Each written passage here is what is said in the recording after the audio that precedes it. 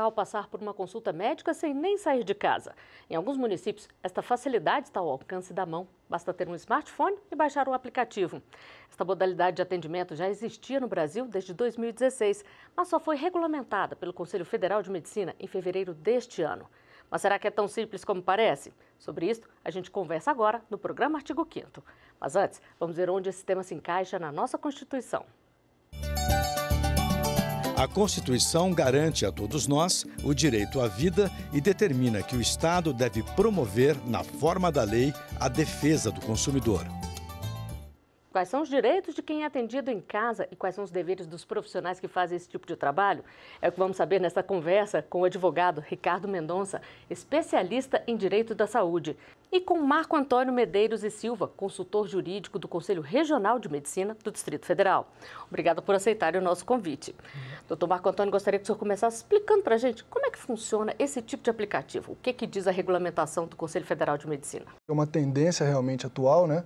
Esse atendimento mais facilitado em relação a um pedido que a gente tem na mão, o celular, né? A gente sempre está com um aplicativo em relação a isso. Então, o Conselho normatizou essa questão para proteger tanto a sociedade como o próprio médico também. Normatizou esse tipo de atendimento para proteção realmente dos direitos e da ética médica. E como é que pode funcionar esse tipo de aplicativo, doutor Marco Antônio? A pessoa faz uma solicitação de um médico e o médico vai à sua residência para atendê-lo em decorrência da sua necessidade.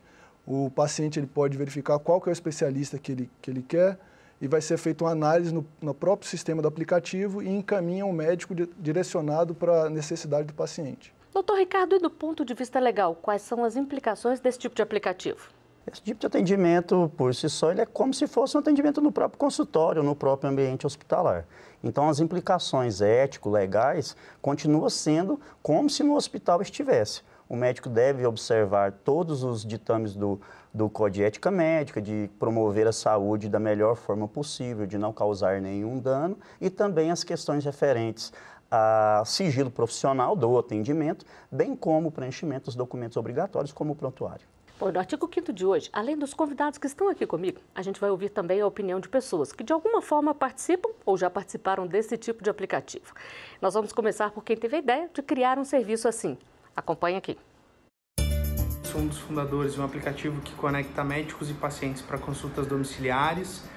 Nosso objetivo é facilitar o acesso a uma consulta médica através de um aplicativo onde pacientes encontram médicos e escolhem a partir da sua necessidade. Durante o nosso processo de aprendizado, a gente percebe que hoje nós conseguimos entregar medicina de qualidade com conveniência e segurança para os pacientes. Todos os nossos médicos possuem registro do Conselho Federal de Medicina, onde nós checamos todas as documentações enviadas para a gente. Como um processo muito semelhante de uma operadora de saúde, fazemos o credenciamento médico e disponibilizamos esses profissionais na plataforma para que os pacientes possam acessá-la. Doutor Ricardo, isso que ele falou aí é o básico para poder entrar no mercado, tem que checar tudo direitinho, credenciar os médicos? Todos os médicos, para poderem atuar em determinado território, ele precisa ser inscrito no Conselho Regional daquele estado ou daquele distrito onde ele se encontra. O Conselho Federal de Medicina, ele determina também que o médico registre a especialidade que ele atue. Pois é, doutor Marco Antônio, e que tipo de especialidade pode ser oferecido num serviço como esse? Qualquer um ou depende da complexidade? Hoje nós temos 55 especialidades registradas no Conselho na AMB, né, na Associação Médica Brasileira. E todas essas especialidades podem ser fornecidas no aplicativo, sim. Algumas mais específicas realmente exigem um tratamento mais amplo, então realmente numa questão domiciliar o profissional médico não tem essa atuação completa. Então é mais indicado ser observado no hospital realmente. Mas todas as especialidades podem ser utilizadas assim no aplicativo. E vocês têm conhecimento de muitos aplicativos como esse já espalhados pelo país? Esse é um mercado que está crescendo? O mercado está crescendo, o mercado não tem volta mais. Hoje, pelo Conselho Federal de Medicina, existem 3 grandes aplicativos registrados no Conselho, que realmente estão atuando. Salvo engano, são cerca de 1.000 atendimentos por semana, então realmente são atendimento meio elevado. E com a publicação dessa resolução, o atendimento tende a aumentar mais, a população vai ter conhecimento desse tipo de informação e a gente acredita que a procura vai aumentar cada vez mais. Agora, na prática, doutor Ricardo, a pessoa que opta por um aplicativo como esse, ela tem que ter o direito ali de escolher o profissional ou é o aplicativo que indica? Como é que funciona? Um aplicativo como esse seria como um livro das operadoras de plano de saúde. Há a indicação do profissional, eu creio que seja de extrema valia que conste também a base curricular desse profissional, para que a pessoa conheça as qualificações desse médico que ela irá escolher, e através das suas opções, da necessidade sua de atendimento, com a sua enfermidade que ela conheça, ela tem essa livre escolha, que esse profissional não seja direcionado. Inclusive, isso é vedado pela própria resolução. Então, que ela tenha esse direito de livre escolha, de acordo também com a capacidade financeira dela, vez que os valores direcionados é de livre escolha do próprio médico. A relação médico-paciente, né, não deve ser deixada de lado em relação a isso, realmente. Deve ser sempre observada, né? Essa relação é muito pessoal. Então, o paciente ele deve ter o direito realmente de escolher o médico que melhor o atenda. Bom, já que você falou da relação médico-paciente, a gente está falando agora de uma modernidade, mas essa questão do médico ir em casa já existia como médico de família, né? O que tem em comum aí? O médico que atende por esse aplicativo com o tradicional médico de família, doutor Marco Antônio? O médico de família é uma especialidade também, né? Existe uma especialidade hoje reconhecida como a medicina de família, né? O que tem de comum aí realmente esse atendimento domiciliar, atendimento em casa. Mas fora isso, cada especialidade realmente tem uma questão específica realmente de cada atendimento. Isso é interessante, que eu acho que pode vir até a resgatar, né, a figura do médico da família, né, que isso existia antigamente, especialmente pela comodidade que o aplicativo traz de um médico deslocar até o ambiente familiar, que é mais aconchegante, e às vezes desse médico também demonstrar a confiança, né? Trazer a fidelidade desse paciente, ele sim se tornar um médico de família como era antigamente. E isso aí estreitar a relação médico-paciente, trazendo menos conflito, ou seja, menos probabilidade de judicialização, e a gente saindo daquele patamar onde o médico ou o paciente está acima ou abaixo, e a gente nivelar ele numa situação bem horizontal. Bom para todo mundo, Bom né? para todo mundo. Bom, e quem são os profissionais cadastrados nestes aplicativos? A gente recebeu um vídeo gravado pelo Dr. Frederico, que nos conta um pouco da experiência dele. Vamos conferir aqui na tela. Sou médico clínico geral, trabalho na cidade do Rio de Janeiro com aplicativo de celular com atendimento domiciliar. Fazemos atendimento de baixa complexidade, paciente com problemas não muito graves, onde fazemos atendimento em casa, em paciente que tem dificuldade de se locomover para o hospital. Trabalhamos conforme solicitação pelo aplicativo, né? Não levamos normalmente grandes equipamentos, é um atendimento, como eu falei, mais básico. Fazemos prescrição de medicação ou uma orientação para a família de como proceder no caso. Dependendo do caso, talvez o paciente tenha que ser removido para o hospital, né? Mas aí fazemos esse papel de, pelo menos, orientar a família ou resolver o problema no domicílio mesmo, já que a visita faz parte do papel, isso aí faz parte do papel do médico. Doutor Marco Antônio, para os profissionais, quais são aí as vantagens e também os cuidados ao participar de um aplicativo? Sim. As vantagens é que o profissional ele sabe realmente quem vai atender, né, qual o paciente, qual que é a especialidade realmente que chega lá. Normalmente esses atendimentos são eletivos, né, não são atendimentos de emergência. O atendimento de emergência, normalmente o paciente ele procura o hospital e não sabe muito bem o que está tendo. Nesses atendimentos especificamente, o médico já vai direcionado àquilo já com equipamento, como o doutor Frederico falou no vídeo, com os equipamentos já básicos para aquele atendimento específico. Então, para o médico, ele já sabe o que vai atender. E os requisitos, o senhor já adiantou um pouquinho aqui, mas o profissional tem que se cadastrar e tem que ter toda a titulação necessária, né, doutor Ricardo? Sim, além dessa titulação necessária, o plano de saúde também, essa plataforma, né, essa clínica virtual, ela necessita de estar registrada no Conselho Regional de Medicina e ela precisa também de alguns requisitos. Ou seja, de ter um serviço de ambulância à disposição em caso de uma remoção de emergência. Ela necessita de ter, além disso, um diretor técnico. Esse diretor técnico ele existe dentro do próprio hospital, que é a pessoa responsável por organizar e vigiar os atendimentos realizados pelos médicos ali cadastrados. Ele seria como o médico-chefe daquele hospital virtual, daquela clínica, né? Então, funciona basicamente como o próprio hospital. Os documentos, a burocracia para registro de uma empresa dessa é como se fosse uma clínica, um hospital também. Toda a documentação, né, como o Dr. Ricardo falou, o RT tem que ser registrado no conselho também. Todas as especialidades do médico devem ser cadastradas para ser divulgadas. Então, é como se fosse uma clínica comum que a gente tem. Bom, na outra ponta está a parte principal desse aplicativo, o paciente. O que leva uma pessoa a procurar esse tipo de atendimento? Vamos ver o vídeo que foi enviado para a nossa produção. Pode mostrar aqui. Minha mãe já é uma senhora com a idade um pouco avançada e um peso acima do normal. Então, eu tenho muita dificuldade para poder levar ela. Então, a dificuldade era exatamente de poder tirar ela do quarto dela e levar ela até o carro para que pudesse deslocar até o hospital. Minha mãe teve uma crise de labirintite intensa, mal conseguia ficar em pé. Quando colocava ela sentada com a coluna ereta, ela ficava tonta e surgiu a ideia de procurar algum médico que viesse na minha residência para pelo menos acalmar esses sintomas que ela tinha, o suficiente para poder correr com ela para um hospital. E aí, na busca, na ferramenta de busca, né, da internet, eu só procurei médicos que atendam em casa na minha cidade, né, aqui no Rio de Janeiro. Eu não pensei duas vezes, eu não tive medo, a necessidade era grande e instalei o aplicativo no meu celular, me cadastrei tudo certinho e eu fiquei muito contente com o atendimento, muito feliz, bastante mesmo. Foi o suficiente para poder levar minha mãe para o hospital e fazer todo o atendimento com ela para diminuir a crise dela.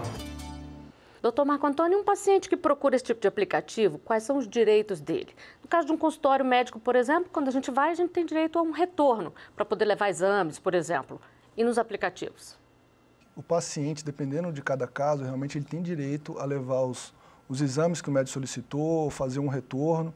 Isso é uma resolução específica. E com esse aplicativo não é diferente, realmente.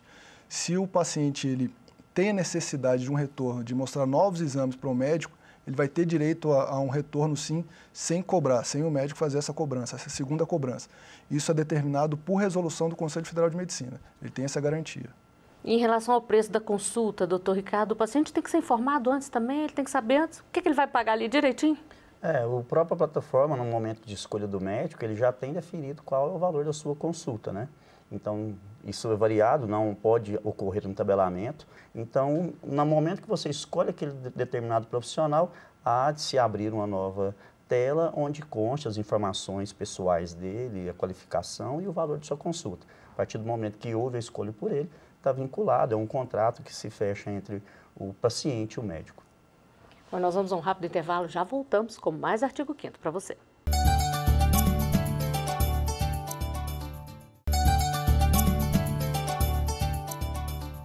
O Artigo 5º está de volta. No programa de hoje a gente conversa sobre serviços de saúde oferecidos em casa. Aqui no estúdio eu recebo Marco Antônio Medeiros e Silva, consultor jurídico do Conselho Regional de Medicina do Distrito Federal, e o advogado Ricardo de Mendonça, especialista em direito de saúde. E agora nós vamos falar sobre outro tipo de atendimento que também é feito em casa. É que em alguns casos os pacientes não ficam no hospital quando precisam de tratamento. É montada uma estrutura com equipamentos e profissionais para que eles sejam acompanhados em casa. Esse serviço é conhecido como home care. Doutor Marco Antônio, quando esse tipo de tratamento é indicado para os pacientes? O home care ele é indicado dependendo de cada caso, né? Se o paciente tem uma doença crônica realmente que não necessita ficar no hospital, o atendimento em casa é mais adequado, está no ambiente familiar, com a família para ajudar, pode ser tratado sem equipamentos tão complexos, até porque o home care também aceita alguns equipamentos mais complexos, tudo mais, monitoração, mas sem equipamentos tão complexos como a UTI, por exemplo, ele pode ficar em um ambiente domiciliar, um ambiente mais adequado, mais aconchegante, que trata mais, de forma mais aconchegante o paciente, sim. Doutor Ricardo, e os planos de saúde, eles têm que providenciar o home care quando ele é indicado pelo profissional? Sim. Embora ele não conste do rol da Agência Nacional de Saúde expressamente, o Poder Judiciário já manifestou em diversas oportunidades que o rol ele é exemplificativo, ele não é taxativo. Então, a partir do momento que novas tecnologias são incorporadas, é necessário e é adequado a esse tipo de cobertura. O que nós precisamos compreender é que quem determina qual o tipo de tratamento que será efetuado não é o plano de saúde. Isso compete ao médico assistente. Pode ser esse médico assistente credenciado ou não ao plano de saúde. Existe hoje a ABMID, que é a Associação Brasileira das Empresas de Atendimento Domiciliar. Essa associação criou uma tabela de verificação de requisitos para saber se esse paciente ele é indicado um atendimento domiciliar e se ele se enquadra em um complexo alto, médio ou baixo. Ali será definido se a assistência dele será, por exemplo, de enfermagem 24 horas, de 12 ou de 6. Então, havendo essa indicação, havendo os indícios necessários e ele se adequando ao que a Associação das Empresas de Atendimento Domiciliar determina, há sim a obrigatoriedade. Se o plano se recusar, há planos que já fornecem esse tipo de benefício, mas se o plano se recusar, pode judicializar com o relatório médico, as indicações e essa tabela já previamente preenchida, os relatórios, com a equipe multidisciplinar que será necessário, que o Poder Judiciário ele tem concedido as liminares para disponibilização. Bom, nós vamos ouvir agora uma paciente que passou por esse tipo de tratamento. Ela enviou um vídeo para a nossa produção que a gente confere agora. Pode rodar. Recentemente eu tive um problema de saúde, uma infecção de urina, e tive que ficar internada. No terceiro dia da internação, o meu médico entrou em contato com o convênio e solicitou que eu terminasse o tratamento do antibiótico em casa, já que eu estava internada somente para tomar a medicação uma vez ao dia. E o convênio autorizou e aí eu vim para casa. Foi muito bom, foi excelente, porque terminei de fazer o tratamento em casa, junto da família, né? É muito importante, auxilia no tratamento e eu acho que foi muito importante para a minha recuperação. Doutor Marco Antônio, além de todo esse aconchego aqui que ela falou, o que mais que traz de benefício para o paciente esse tratamento em casa? Por exemplo, é mais fácil dele evitar uma infecção hospitalar, que a gente sabe que acontece? Sim, sim. Realmente a infecção hospitalar é uma questão bem grave, né? Que isso realmente se evitaria. Além disso, o que seria mais importante realmente é essa questão do aconchego, né? Estar num ambiente em casa, um ambiente familiar, isso já dá um outro ânimo para o paciente, porque realmente o ambiente hospitalar é um pouco estressante às vezes. Então, essa questão de ambiente mais aconchegante, isso é bem favorável até para a evolução realmente de uma melhora. Eu acho ainda que além dos benefícios para o paciente, a gente tem que observar os benefícios para o plano de saúde.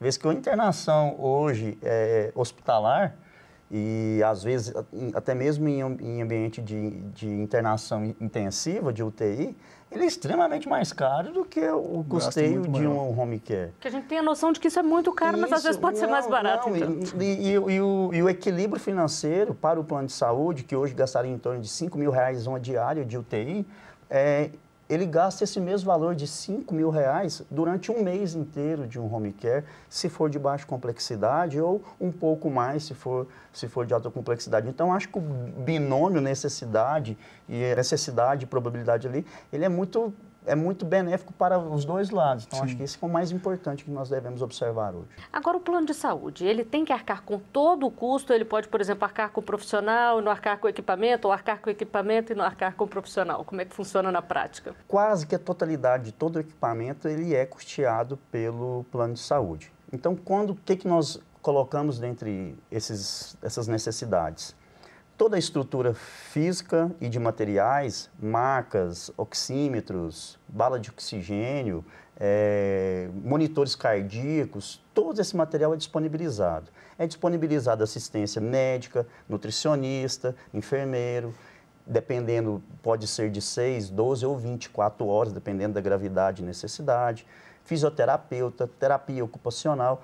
Ainda, se há algum tipo de nutrição específica para o paciente, ele também é obrigado a conceder esse tipo de alimentação. Às vezes, uma nutrição parenteral. O que há muita discussão ainda são os itens de higiene. E isso aí pesa no bolso da família quando esse paciente ele vai para a residência. Há um embate entre o paciente e o plano de saúde. Há planos de saúde que fornecem determinadas quantidades de materiais limitadas e, às vezes, o paciente ele necessita de mais. Então, nós temos essas questões hoje, mas quase que 90% de todo o custo de gasto, de necessidades, os planos de saúde têm disponibilizados, e isso aí vai diminuindo. Eu acho que isso aí depende muito mais de um bom senso, um bom senso entre o plano de saúde e o próprio usuário, a questão o que deve ser ou não custeado. Agora, doutor Marco Antônio, muitas vezes a pessoa não tem plano de saúde e é recomendado que ela vá para o home care. Nesse caso, o Estado pode ser obrigado a arcar com esses custos? Sim, sim. O SUS hoje, realmente existe essa previsão, essa possibilidade de um tratamento domiciliar desde que tenha indicação médica. Se existir a indicação médica, realmente a questão de custo, como diz o doutor Ricardo, às vezes para o Estado é mais barato, realmente esse atendimento domiciliar. Então, se existe uma indicação realmente médica para que seja atendido dentro de casa, realmente o SUS ele tem essa possibilidade, tem essa opção, sim, de um tratamento domiciliar. Uma questão extremamente importante é que a legislação do SUS, ela tem uma limitação, e essa limitação o Poder Judiciário não tem aceito ela. Ela estabelece que a disponibilização de home care para pacientes que utilizam da rede pública se dá apenas quando há reinternação ou para tratamento de uma doença crônica ou aguda que esse paciente já tenha sido internado em alguma oportunidade. Entretanto, o Judiciário, entendendo que não pode restringir direitos conferidos pela Constituição Federal, tanto pelo artigo 5º como pelo artigo 196, concede qualquer tipo de home care, desde que haja indicação médica e a necessidade do paciente. Bom, e você? O que acha de aplicativos e planos de saúde oferecerem atendimento em casa? Pode ser uma boa opção? Vamos conferir as opiniões. Pode mostrar aqui. Se for com profissionais graduados, sim. Agora, se for mais um serviço balela, com certeza não. Vai facilitar a vida das pessoas, né? Melhorar o atendimento.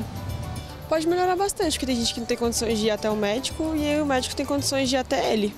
O tempo que você perde para ir no hospital, se ele vai na sua residência atender, é bem melhor, né? A tecnologia está aí para melhorar a vida de quem quer que seja, né? Ainda mais nessa perspectiva aí de atendimento de idosos, né? Pessoas com dificuldade de locomoção. Se existe mesmo essa possibilidade, eu acho que ela vem para beneficiar quem necessita, né? Doutor Ricardo, como todo tipo de serviço, é bom buscar informações antes de acessar, né? Que tipo de cuidado aí o paciente deve ter? No caso dos aplicativos de atendimento domiciliar, onde você busca um médico específico para te atender em casa, é necessário que se busque informações desse profissional. E o local mais adequado para você saber a qualificação desse médico e se ele possui algum histórico negativo é perante o Conselho Regional de Medicina. Há conselhos regionais que passam informações básicas por telefone, mas o necessário mesmo, até mesmo para a preservação da intimidade do próprio profissional, é que você compareça e tome informações desse profissional junto ao Conselho Regional de Medicina da sua região. Evite buscar informações desse profissional nas redes sociais ou na própria internet. Nós temos boas informações na internet, mas temos informações também que podem não ser verdadeiras. Então, é necessário que o paciente ele tome esse cuidado, porque há informações que não condizem com a realidade. Quando falamos de serviço de home care, essas operadoras desse tipo de serviço também necessitam de estar registradas perante o Conselho Regional de Medicina. Seja ele oferecido de forma particular, seja através de um plano de saúde, ou seja um serviço extensivo do próprio hospital onde ela vinha sendo atendida. Então, esses profissionais também cadastrados, se for de desejo do paciente, pode ser buscado informações desses profissionais junto aos seus conselhos regionais, tanto de medicina, enfermagem ou qualquer outra terapia que venha a ser disponibilizada. E quem fiscaliza esse tipo de atendimento em casa, doutor Marco Antônio, tanto o aplicativo quanto o home care?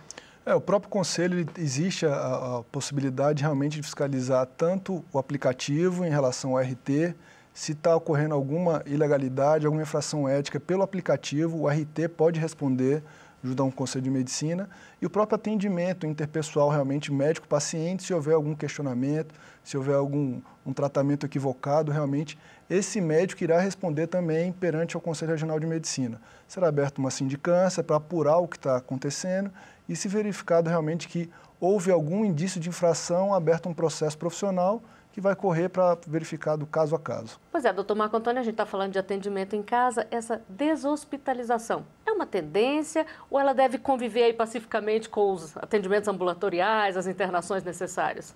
É uma tendência. Acredito que questões que realmente não incomodam tanto, né, o paciente, tendem realmente a solicitar que o médico venha à sua residência.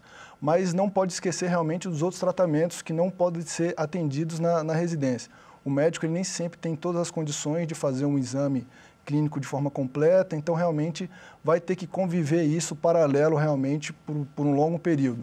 E a deshospitalização, ela é uma realidade no seio de desonerar o alto custo do sistema hospitalar. Essa retirada, essa diminuição de tempo hospitalar, ela é uma realidade que não tem volta mais. Os procedimentos eles tendem a ser menos invasivos para poder o paciente permanecer menos tempo dentro do ambiente de alto grau de infecção. Bom, nosso programa de hoje está chegando ao final. Doutor Marco Antônio, doutor Ricardo, muito obrigada por terem vindo até aqui esclarecer todas as nossas dúvidas. Eu que agradeço. E obrigada também pela sua companhia. Continue conosco na TV Justiça. Nosso e-mail para contato é artigo5@stf.jus.br. Você também pode rever os nossos programas no site tvjustiça.jus.br. Até o próximo Artigo 5º. Tchau!